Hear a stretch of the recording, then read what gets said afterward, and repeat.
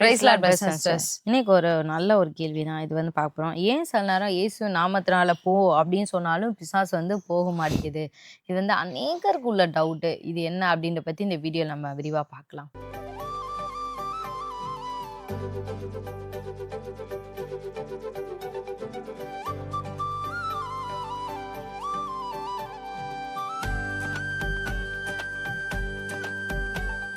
ஒரு சில பேருக்கு வந்து நான் வந்து ஜெபிக்கும்போது நான் நல்லா கட்டி ஜெபிச்சேன். எனக்கு வந்து நான் அதுக்கப்புறமே ஒரு டெலிவரன்ஸ் உணர்ந்தேன் அப்படின்னு சொல்லுவாங்க. ஒரு சில பேரு நான் இயேசு நாமத்தினால போன்னு சொல்லிட்டே இருக்கேன். ஆனாலும் அது வந்து திருப்பி திருப்பி வர மாரியே இருக்கு. எனக்கு வந்து எப்படி சொல்றதுன்னே எனக்கு தெரியல அப்படின்னு சொல்லுவாங்க.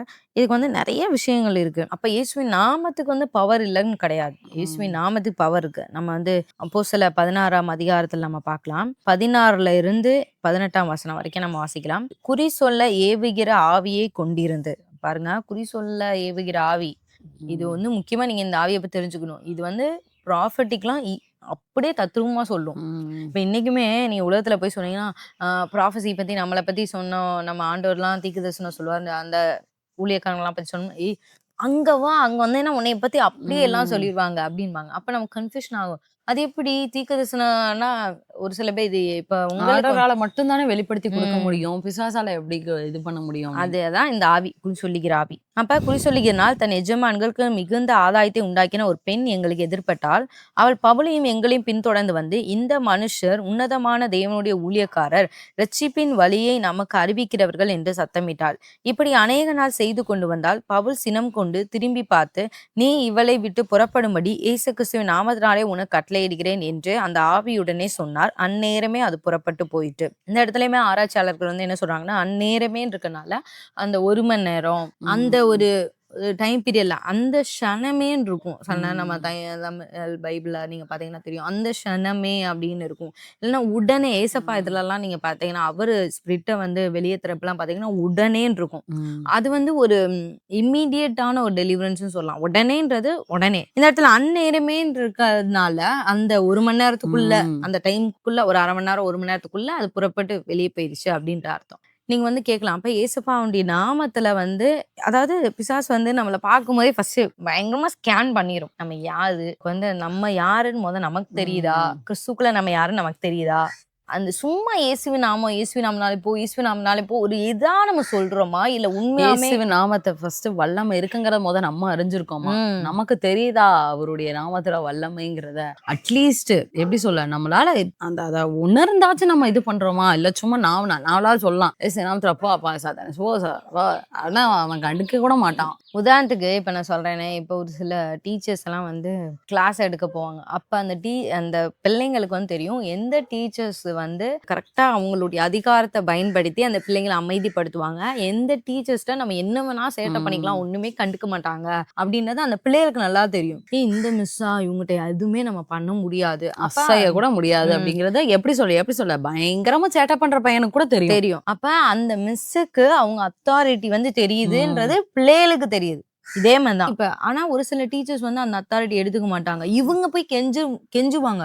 இப்ப அமைதியா இருங்கப்பா ப்ளீஸ்ப்பா, ஹெச்எம் வந்து ரவுண்ட்ஸ் வராங்கப்பா. அப்படிலாம் டீச்சர்ஸ் இருக்காங்க. இப்ப ஹெச்எம் ரவுண்ட்ஸ் வராங்கப்பா, கொஞ்ச நேரம் அமைதியா இருங்கப்பா, அப்படிலாம் கெஞ்சுவாங்க. அப்ப என்ன அர்த்தம்னா, அவங்க அந்த அத்தாரிட்டியவே எடுத்து வந்து பயன்படுத்தலன்னு அர்த்தம். இப்ப பிசாசிட்ட போய் போயிருப்பா, எப்படியாவது போயிருப்பா, தயவு செஞ்சு என் பிள்ளைய விட்டு போயிருப்பா, தயவு செஞ்சு எங்க வாழ்க்கைய விட்டு போயிருப்பான்னோம்னா, பிசாசுக்கு வந்து ஈஸியா தெரியும். இவங்களுக்கு ஒரு பவரே இல்ல. இவங்களுக்கு ஒரு அத்தாரிட்டியே இல்ல. அதாவது இதுதான் நீங்க நல்லா உதாரணமா எடுத்துக்கணும். ஸ்கூல் டீச்சரையும் ஸ்டூடெண்ட்ஸையும் நீங்க எடுத்துக்கிட்டீங்கனாலே இந்த சப்ஜெக்ட் வந்து உங்களுக்கு நல்லாவே புரிஞ்சிரும். இப்ப அந்த அத்தாரிட்டிய வந்து எடுத்துக்கொள்றத தான் வந்து ஃபர்ஸ்ட் பிசாசு பார்க்கும். இப்ப இயேசுவின் நாமத்தினால வந்து அதிகாரம் இருக்கு. இப்ப பாயிண்ட் என்னன்னா, இயேசுவின் நாமத்துல உள்ள வல்லமை, அவர் நாமத்துல இருக்கிற பவர் உங்களுக்கு தெரியுதா? அப்படின்றத பிசாசு வந்து ஃபர்ஸ்ட் வந்து பாக்குது. அதுல நம்ம லோவா இருந்தோம் அப்படின்னா, அதுவே நமக்கு வந்து இன்னும் நல்லா தெரியல அப்படின்னா பிசாசு வந்து போவாது. அதாவது சும்மா வந்து ட்ரையல் பண்ணி பார்ப்போம். சரி இயேசு நாமத்துல போனா போட்டும், போகாட்டினா போட்டும் அப்படின்ற மாதிரி நினைக்கக்கூடாது. இயேசுவின் நாமத்துல வல்லமை இருக்குன்றத நம்ம நல்லா விசுவாசிக்கணும். 2வது பார்த்தோம் அப்படின்னா, பிசாசு வந்து ஏன் போக மாட்டேங்கிறான் அப்படின்னா இன்னொன்னு டெஸ்ட் பண்ணுவான். என்ன அப்படின்னா வார்த்தை, ஆண்டவருடைய வார்த்தையாகிய இயேசுவை வந்து நம்ம அறிந்திருக்கோமா? வார்த்தை தான் இயேசு கிறிஸ்து. ஏன்னா தேவனுடைய வார்த்தை தான் வந்து அவர் ரத்தத்தினால துவைக்கப்பட்டவர் நம்ம வெளிப்படுத்த நம்ம பார்க்கிறோம். அவருடைய நாமமே ஆண்டவருடைய வார்த்தை தான். அந்த வார்த்தையை நம்ம அறிஞ்சிருக்கோமாங்கிறத ஃபர்ஸ்ட் பார்ப்பான். ஏன்னா அந்த வார்த்தையால தான் நம்ம அவனை துரத்த போறோம். பட் அந்த வார்த்தையாகிய இயேசுவை நம்ம அறிஞ்சிருக்கோமாங்கிறதுலயே அவன் ஃபர்ஸ்ட் நமஸ்காரம். அதுவே நமக்கு தெரியலன்னு வைங்களேன், அவன் கண்டிப்பா அந்த இடத்த விட்டு போக மாட்டான்.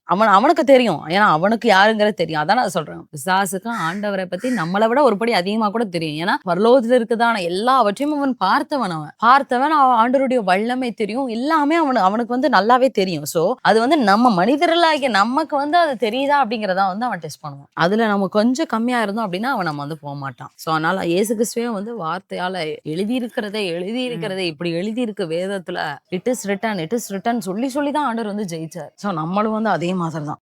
அடுத்து 3ஆவதா பார்த்தோம் அப்படின்னா, மனுஷங்களுக்கு பிசாசு மேல ஆண்டவர் ஆளுகை குடுத்துக்கிறார். அது வந்து நமக்கு தெரியுதா அப்படின்றத வந்து அந்த பிசாசு ஞானம் வந்து வந்து மனிதர்களுக்கு இருக்கா? விலங்குகள் மேல, ஆண்டவர் படைத்ததான படைப்புகள் மேலேயே ஆண்டவர் நமக்கு அதிகாரம் கொடுத்திருக்காரு. ஏன் ஆண்டவர் அப்படி அன்னைக்கு ஆண்டவர் கொடுத்தாருன்னா, இந்த நம்ம பேசுற இந்த பிசாசு எல்லாம் ஏதோ ஒரு பறவையவோ, ஒரு ஊரும் பிராணியவோ, ஒரு அனிமல்ஸையோ வந்து தனக்கு வந்து ஒரு சொந்தமா எடுத்துக்கொள்ளுது. அந்த உருவத்தை நீங்க பார்த்தீங்கன்னா தெரியும். எந்த ஒரு விக்கிரகத்தின் ஆவியா இருந்தாலும் எந்த அதுக்கு பின்னாடி உருவம் ஒரு இல்லாம உருவம் இருக்காது. இருக்கும். ஏதோ ஒரு உருவம் இருக்கும். அது காக்காவா இருக்கும், சர்ப்பமா இருக்கும், தேளா மயிலா இருக்கும், இருக்கும். மயிலா இருக்கும், மாடா இருக்கும். இப்போ ஒரு சில பேர் யானை. சொல்லுவாங்க, மாடா என்னை துரத்தி வருதும்பாங்க. ம். அதெல்லாமே ஏதோ அந்த மாடுக்கு பின்னாடி ஏதோ ஒரு ஸ்பிரிட் வந்து செய்து அந்த மாட்டுடைய உருவத்தை அது வந்து எடுத்துக்கொள்ளுது. ம். அதுதான் இது. அதனால தான் ஆண்டவர் வந்து ஆதியாமத்துல நமக்கு சொன்னாரு. ஆதியாகமம் 1:26 இருக்கு. இதான் தேவன் நமக்கு தந்த ஆளுகை, ஃபர்ஸ்ட் அத்தாரிட்டியே. பின்பு தேவன் நமது சாயலாகும் நமது ரூபத்தின்படியும் மனுஷனை உண்டாக்குவோமாக. அவர்கள் சமுத்திரத்தின் மச்சங்களையும் ஆகாயத்து பறவைகளையும் மிருக ஜீவன்களையும் பூமி அனைத்தையும் பூமியின் மேல் ஊறும் சகல பிராணிகளையும் ஆளக்கடவர்கள் என்றார். இது எல்லாமே ஸ்பிரிச்சுவல். நம்ம யாரும் போய் நிஜத்துல போய் நம்ம யாராவது முதலையை போய் நம்ம ஆளுகை பண்றோமா? இல்ல. ஆனா அந்த முதலை வடிவத்துல வருகிறதான அந்த ஆவிகளை நம்ம வந்து ஆளுகை பண்ண போறோம். கண்டிப்பா. நிஜத்துல யாருமே போய் காக்காவையோ ஒரு மயிலையோ நம்ம போய் ம். ஆளுகை பண்ண போறது இல்ல. மிஞ்சி போனா நாய்க்குட்டி வளர்க்குறாங்க, பூனை வளர்க்குறாங்க, முயல் வளர்க்குறாங்க, ஒரு சில பேர் அணில் கூட வளர்க்குறாங்க, ஏதோ லவ் பேர்ட்ஸ் வளர்க்குறாங்க, அவ்வளவுதான். நம்ம யாருமே போய் பெரிய பெரிய இதெல்லாம் வளர்க்கறது இல்ல. ஃபாரின்ல வேணா யாரோ ஒரு சில பேர் இந்த சிங்கம் இதெல்லாம் வளர்த்துட்டு இருப்பாங்க. யானை எல்லாம் வந்து ஃபாரஸ்ட் ஆஃபீஸ்ல வந்து வளர்ப்பாங்க, அவ்வளவுதான். ஸோ இது வந்து பிசிக்கலான ஆளுகைன்னு யாருமே நம்ம நினைக்க கூடாது. இது ஆண்டவர் தந்தது வந்து ஸ்பிரிச்சுவலான ஒரு ஆளுகை. இந்த ஆளுகை நமக்கு வந்து தெரிஞ்சிருக்கான்ற ஞானத்தை பிசாசு வந்து பார்க்கும். இந்த வசனமும் இந்த வசனத்துடைய உட்கருத்து, இந்த உட்கருத்தை தான் நம்ம அதை வந்து தெரிஞ்சிருக்கணும். அடுத்து நம்ம 4ஆவதா பார்த்தோம் அப்படின்னா இது ரொம்ப ரொம்ப முக்கியம். பரிசுத்தாவியானவருடைய துணையும் தேவ தூதர்களுடைய துணையும் வேணும். ஏன்னா பிசாசை நம்ம ஜெயிக்கும் போது இது யுத்த காலத்துல நம்ம நிக்கிறதா. ஒரு யுத்தத்திற்கு நமக்கு சும்மா இயேசு நாமத்தினால ஒரு பிசாசை ஜெயிக்கிறதுக்கு வந்து இது பண்ண முடியாது. சோ நமக்கு நம்மளுடைய பவரை தாண்டி பரிசுத்தாவியானவருடைய துணையும் தேவ தூதர்கள் அந்த இடத்துல இறங்கி யுத்தம் பண்றதுக்கு அவர்களுடைய துணையும் வந்து நமக்கு தேவை இருக்கு. சோ இது இருந்தா மட்டும்தான் இதுகளும் நமக்கு வந்து தேவையா இருக்கு பிசாசை வந்து தோர்த்திருக்கு. ஒரு சில பிசாசுகள் வந்து ஓகே நீங்க உங்களுடைய நாவு வார்த்தையினால வல்லமையெல்லாம் பெரு. ஒரு சில இது வந்து நம்ம போராடி இது பண்ண வேண்டியதுக்கு பசுத்தாவியான துணை, தேவ தூதர்களுடைய துணை கண்டிப்பா நமக்கு தேவை இருக்கு. முக்கியமா அந்த பிசாசுகளை துரத்துறதுல. அடுத்து கடைசி 5ஆவதா பார்த்தோம்னா, பாவத்து மேல நமக்கு வந்து ஒரு ஆளுகை நம்ம கண்டிப்பா இருக்கணும். இப்போ ஒரு சில வந்து பாவங்கள் இருக்கு. ஆண்டவரே சொல்லியிருக்காரு, "நீ கோபம் கொண்டாலும் பாவம் செய்யாதே. சூரியன் அஸ்தமிக்கும் முன்னாடி உன்னுடைய எரிச்சல் தனியா கடவுது." அது வந்து ஆண்டவரே வந்து சொல்லியிருக்காரு. அதாவது இது வந்து அனுதினமும் நம்மளோட இது பண்றதுக்கு. ஆனா ஒரு சில பாவங்கள் வந்து தொடர்ச்சியா வந்து பண்ணிட்டே இருப்பாங்க. இப்ப வந்து பண்ணிட்டே வந்து அடுத்த நிமிஷமே நீங்க வந்து பிசாச போய் தொரத்தணும்னு நீங்க நின்னீங்க அப்படின்னா, அது வந்து பிசாசுக்கு நல்லா தெரியும். இப்ப நீ யாரும் தெரியும், நான் யாரும் தெரியும். நம்ம எல்லாம் ஒரே ராஜ்யத்துக்கு கீழ தான் இருக்கோம். அப்படின்ற மாரி வந்துரும். அதாவது வெளிச்சத்தின் ராஜ்யத்துல நீங்க இருக்கும்போது, ஆண்டவர் உங்கள ஒவ்வொரு நாளும் கழுவுவாரு.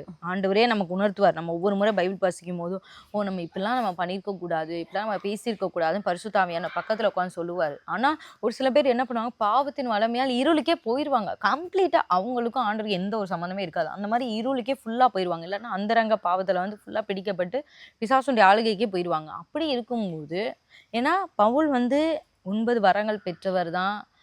எல்லா அபிஷேகம் பெற்றவர் தான். ஆனா அவரே என்ன சொல்லுவாருன்னா, "என்னுடைய மாம்சமும் என் ஆவியும் போராடுது."